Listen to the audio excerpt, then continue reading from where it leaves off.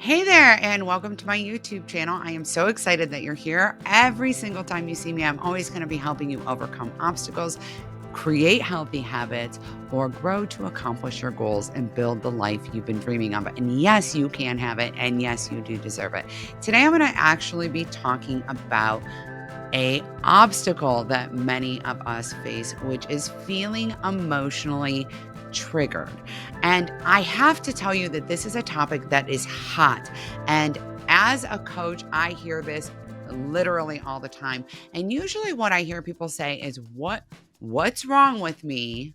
Why can't I control myself, behave myself, not be triggered by this? Why can't I, right? Stop freaking out about this. Okay.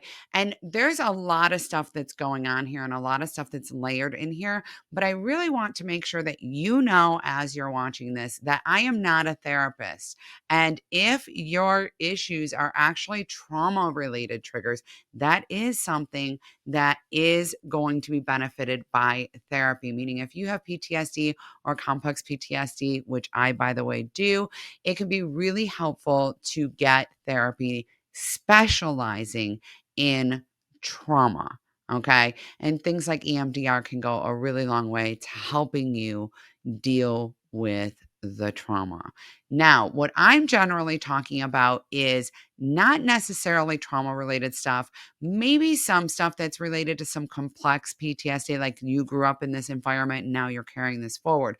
And really being able to create space for yourself so that you can better self soothe, so that you can make better choices about what you do or don't engage in. Maybe you don't attend certain events because of that, things like this. And so that you can actually be more kind to yourself in this space. You see, I went through many, many, many years where I very much was like, what is my problem? Like, why am I so sensitive? What is wrong with me? Why can't I just get over it? Why do I get stuck here? Why can't I just let that roll off my shoulders? Why, right? Why am I so triggered?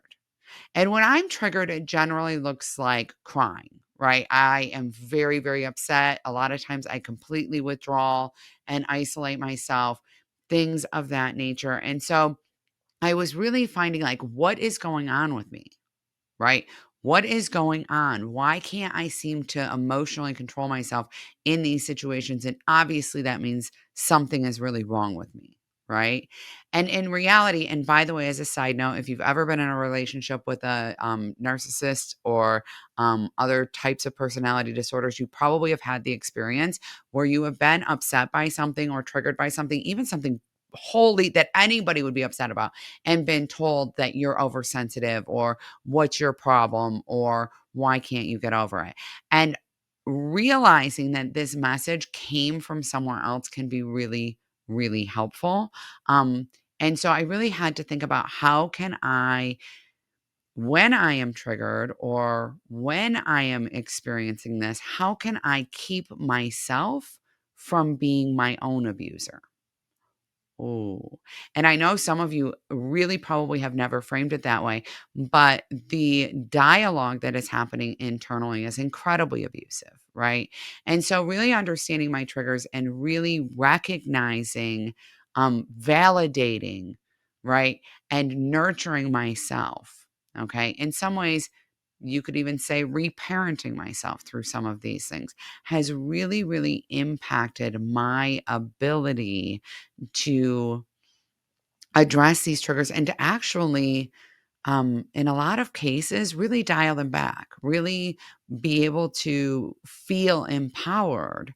Because what was happening in for me, and I think that this happens for a lot of people when they're being triggered. So something happens, you feel triggered.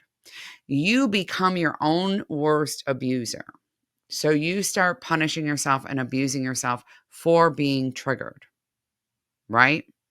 And what's happening here is that you are repeating a cycle. You are actually compounding the trigger. You're reinforcing the trigger. What is happening is because you become your own abuser after you are triggered, right? you actually perpetuate the idea that the thing that triggered you in the first place is insanely dangerous, because it is. It now has made you turn on yourself, right? So whatever that thing was that triggered you at step 1, you are reinforcing at step 3 that that is something that's really profoundly dangerous, that needs to be incredibly triggering, that you need to be protected from, that is insanely problematic. Why? Because it will create a um, domino effect of leading to you being abused by yourself, even if not by anybody else. And that, my friend, is incredibly problematic. But this is the cycle we keep redoing. So when we understand the trigger in the first place, and when we can remind ourselves that, for example, yes, that is valid and legitimate, and that was my brain, my body, myself trying to protect me, okay, in the best way that it knew how. And I'm going to love myself through that. But I also know that that thing, it can't hurt me anymore. It doesn't have the same power it used to have. Okay. And I'm going to love myself to that place. And I am not going to be angry with myself for feeling that. I want you to think of this in a slightly different way. Let's say that you adopt a dog. Okay. That dog was abused. Okay. We adopted a dog one time and the dog was abused. It was actually beaten by newspaper. Okay. So at the time, your newspapers used to come rolled up. This is going to tell you how old I am. They used to come rolled up and they would be folded inside themselves or rubber banded. Okay. And so we adopted this dog. The dog had been abused by newspapers. And every time we brought in the rolled up newspaper, the dog would piddle on the floor. Okay. The dog would like whimper and tug its tail and piddle on the floor because it was so terrified that when it saw that newspaper that it was going to be beaten. Okay. The trigger's the newspaper, right? What then would happen is we would be like, "Oh, it's okay." So we would comfort the dog. We knew what had happened, right? Then we just started changing our habits. We love the dog.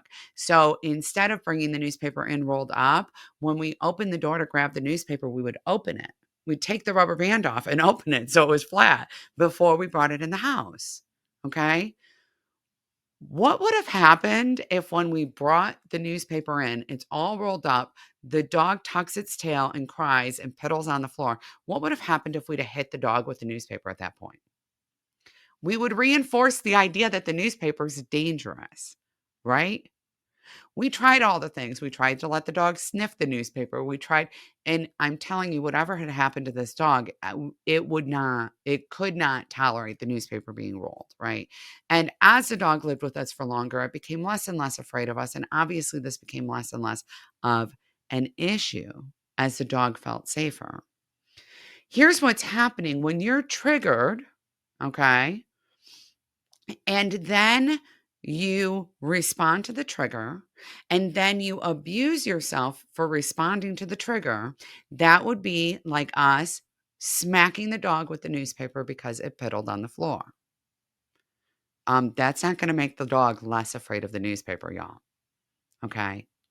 But if we could flatten the newspaper and show the dog and say, it's okay, and pet the dog and give it a treat and okay, and love on the dog in the moment that the dog would usually be scared, that helped alleviate that fear and alleviate that fear reaction. And eventually the dog just stopped having accidents on the floor, but it wasn't doing that on purpose. Okay. And neither are you.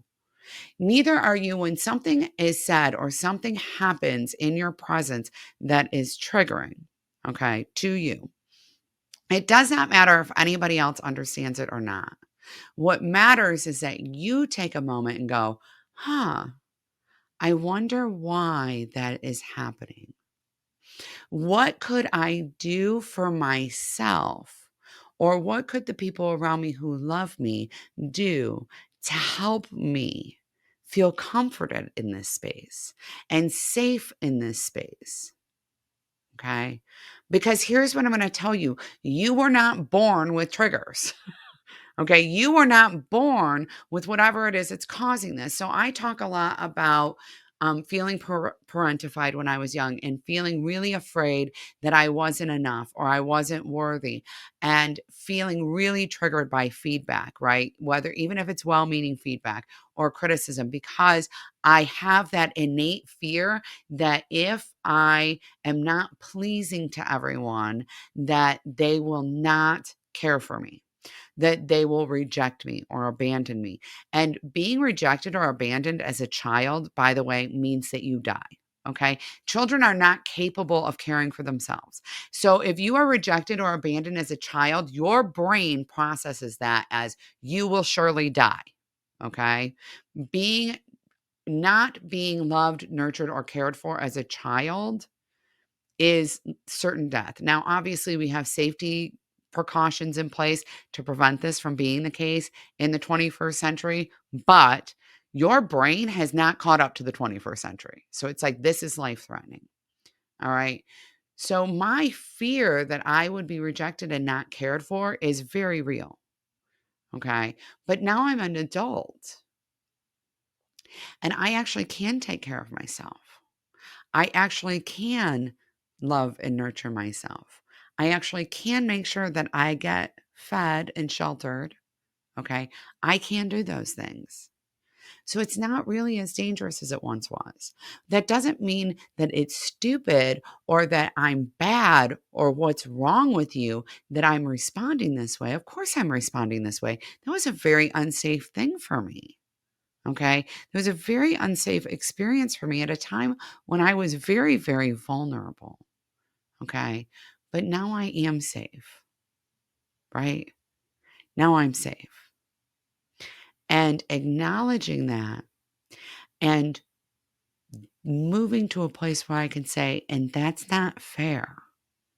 Like that never should have happened. Okay. And just so we're clear, in a lot of cases, the same people who are doing the criticizing or doing the thing that is triggering to us now are actually the same people who created the trigger in the first place. Okay.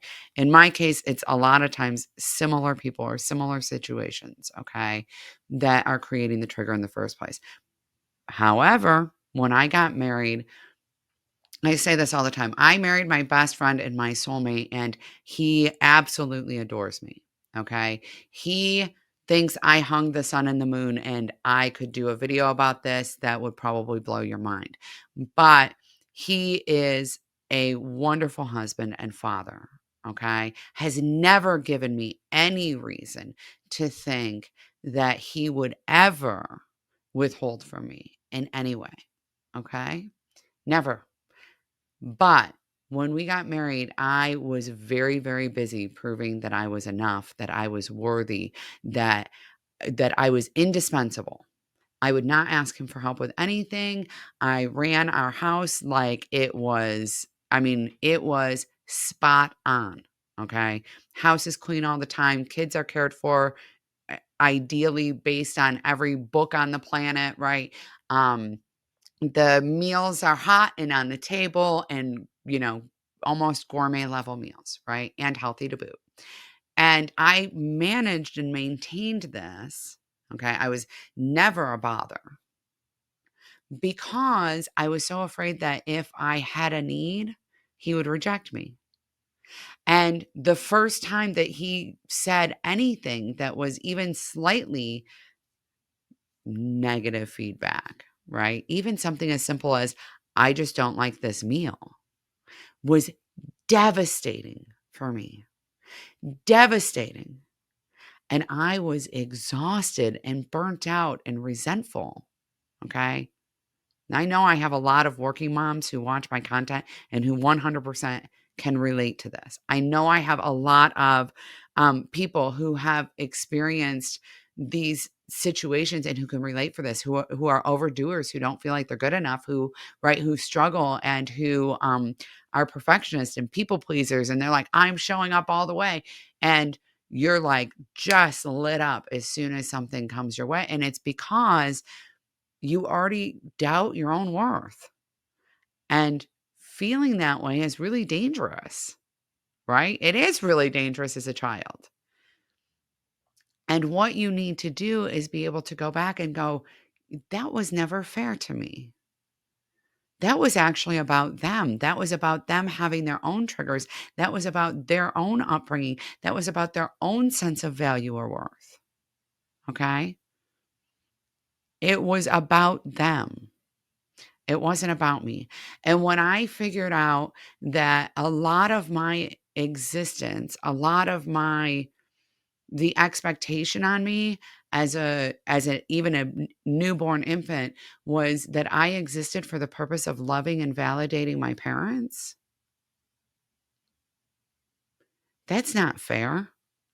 That's not fair. A lot of people bring kids into the world so that they have someone who will love them and validate them and be their legacy.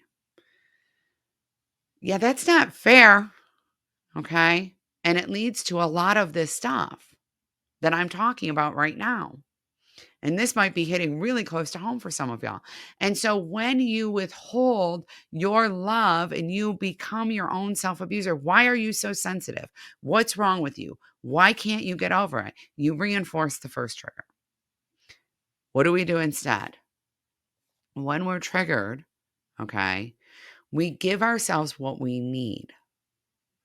We love ourselves through it. We do what we would do for someone we love, okay, for a friend, for our child, right?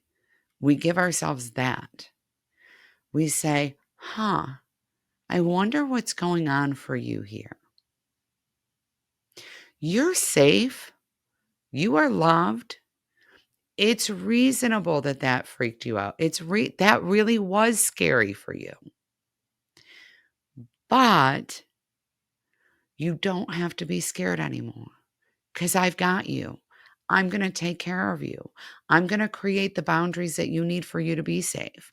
I'm going to make sure that the people who are around us are people who will love us and care for us, right?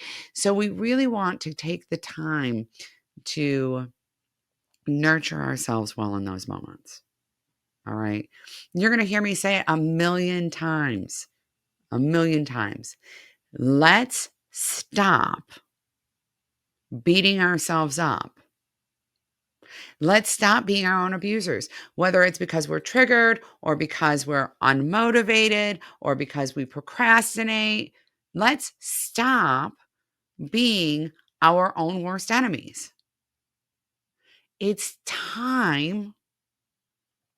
It's time to love ourselves, nurture ourselves through that. It is literally the only way to grow.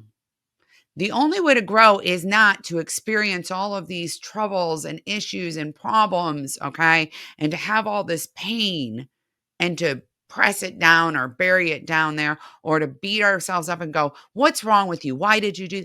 The way that we grow is by saying, wow, I wonder what happened there.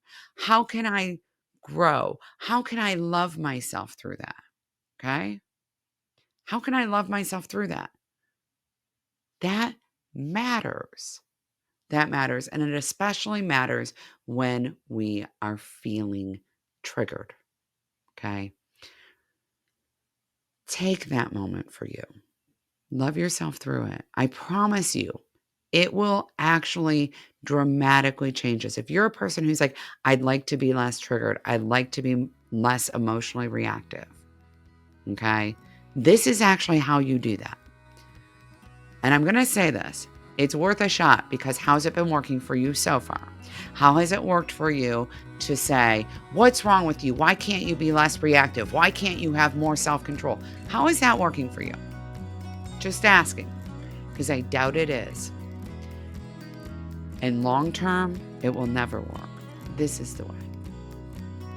You can nurture yourself in those moments and you can overcome those triggers and you can be less reactive to them with kindness and grace and love.